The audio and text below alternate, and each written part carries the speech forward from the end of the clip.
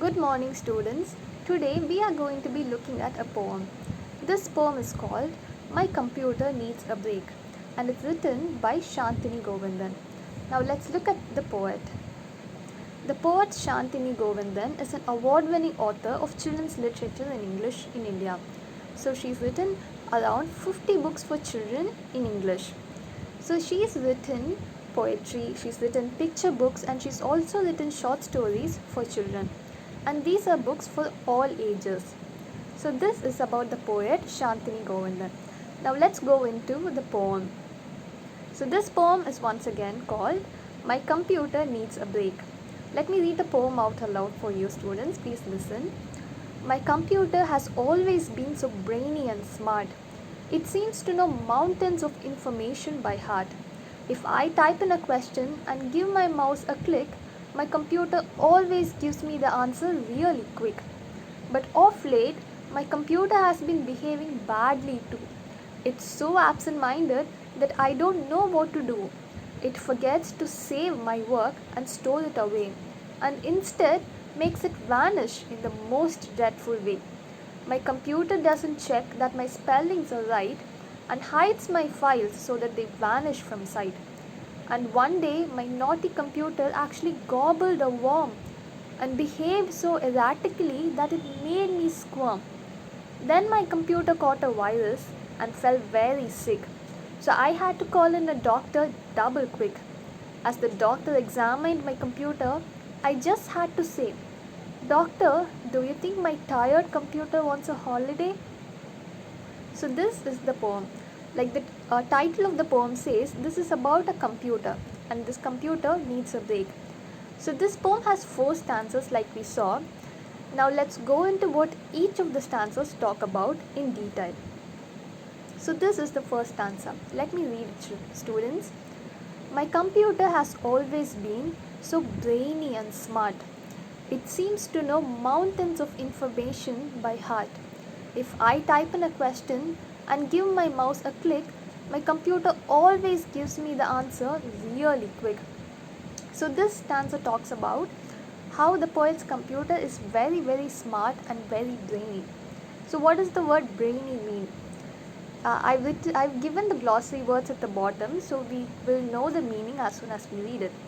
So here brainy means very intelligent. So when you say a student is brainy, we mean that the student is very intelligent. So in the same way, the computer the poet has is very brainy and it's very smart. The poet says that it seems to know mountains of information by heart. And if she just types in a question and clicks on the mouse, the computer always gives her the answer very quick. Students, I'm sure all of us have seen a computer, right? We all know how a computer works. Computers usually are very smart. Whatever question we want the answer to, if we ask the computer that question, it will give us the answer. So in the same way, the poet's computer is also very smart. Whenever she has a doubt and whenever she goes to the computer and asks a question, the computer always gives her the answer. And how does it give? It gives the answer very quick. So in this stanza we see how much the poet likes the computer and how helpful the computer is to the poet. So let's go into the second stanza. I'll read the second stanza. But of late, my computer has been behaving badly too. It's so absent-minded that I don't know what to do. It forgets to save my work and store it away, and instead makes it vanish in the most dreadful way. In the first stanza, we saw about how the computer is very smart, very brainy and very quick. But in this stanza, the poet starts talking about how her computer also has a lot of faults. So let's see what all the faults the computer has. She says the computer has been behaving badly. What does it do? The computer is very absent-minded and it doesn't know what to do. It forgets to save her work and store it away. And what does it do instead? Instead of saving, the computer makes all the work vanish in the most dreadful way. So, the poet says the computer is very absent-minded. What does absent-minded mean? Absent-minded means being forgetful. A lot of times we are also forgetful. We will be asked to do some work, but we will forget to do it, right?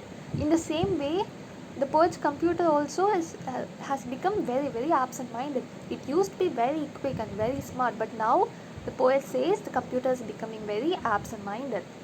And what does it do when it becomes absent-minded? It forgets to save her work. Whenever the poet does some work on the computer should save it, right? But instead of saving it, the computer makes it vanish. And how? In what manner? It makes it vanish in the most dreadful way. So what does vanish mean? Vanish means disappear, and dreadful means very unpleasant. So the computer makes the poet's work disappear in a very unpleasant way.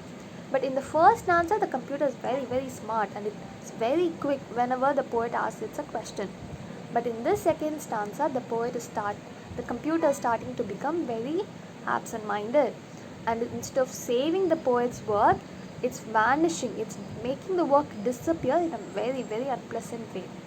So now, let's see what the third stanza says. Is the computer good or has it become worse? Let's see. I'll read again. My computer doesn't check that my spellings are right and hides my files so that they vanish from sight. And one day my naughty computer actually gobbled a worm and behaved so erratically that it made me squirm. In this stanza also we can see how the computer is also doing more faults. It's giving a lot of trouble to the poet. It has not become better. It's giving more and more trouble to the poet in this stanza too. So what all trouble the computer is giving? The computer doesn't check that my spellings are right. So it's not checking the spellings that the poet is giving the computer. And it's hiding her files. So she's not able to find out where her files are. It's hiding. The computer is hiding her files. And one day, my naughty computer actually gobbled a worm.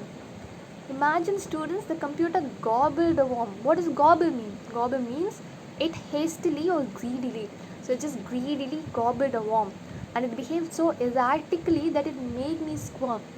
What does erratically mean? It means unsteadily or unpredictably. And it made the poet squirm. What does squirm mean? To twist the body in discomfort. So whenever we are nervous, whenever we are uncomfortable in a situation, we squirm, right?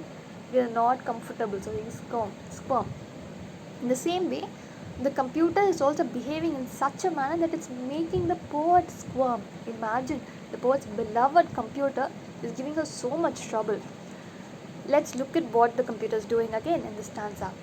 The computer is not checking if her spellings are right, and it's hiding her files, so she's not able to find out where her files are. And the computer actually gobbled a worm. Imagine how naughty. And it's behaving in a very unpredictable manner that's making the poet very uncomfortable. Let's see what happens in the last stanza. Then my computer caught a virus and fell very sick. So I had to call in a doctor double quick.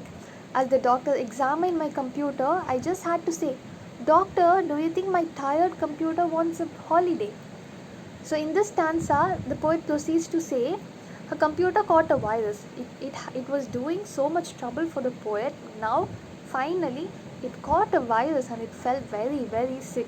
So she had to call a doctor, so the doctor can come and see what's wrong with the computer.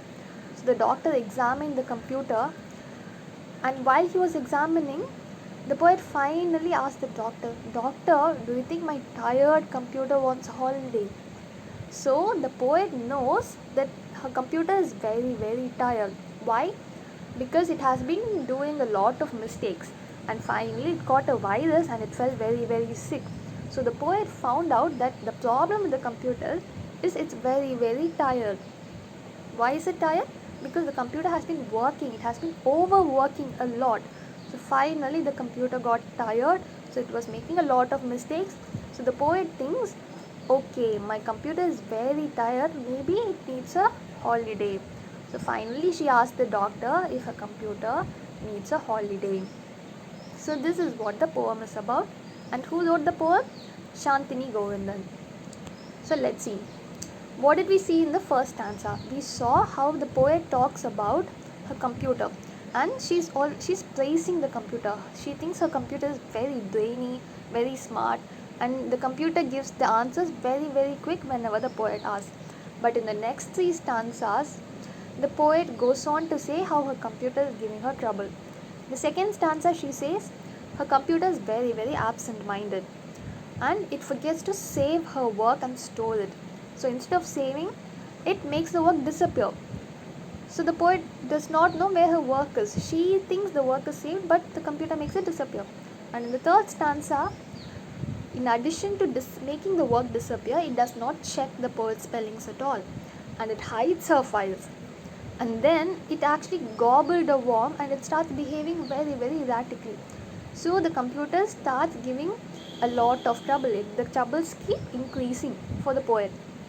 So finally, in the last stanza, the computer caught a virus and it fell very, very sick. So when the poet finally calls a doctor, then she understood that her computer is very tired and it probably just needs a holiday.